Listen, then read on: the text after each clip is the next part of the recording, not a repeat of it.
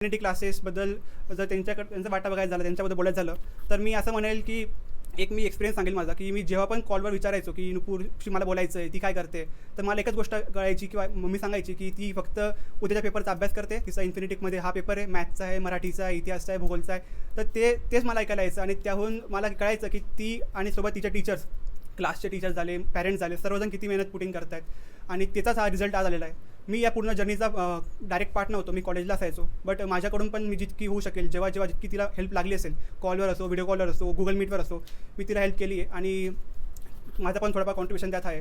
आणि at the end हे किती पण सर्व राहिलं माहोल, पण ॲट दी एंड पेपर तिलाच लिहायचा आहे आणि तिने सर्व ते करून पार पाडलेलं आहे. तिलाच जर तिला पहिला पेपर होता बोर्डाचा, तिची पण फर्स्ट टाईम बोर्ड होतं. आपल्याला लहानपणापासूनच असतं की बोर्डाची परीक्षा आहे, त्यात काय होईल, कसं होईल, आपल्याला चिंता असते, मनात एक मोठा बबल बनवून ठेवला असतो पण की बोर्डाचे पेपर आहे, कसं येईल काय येईल माहीत नसतं.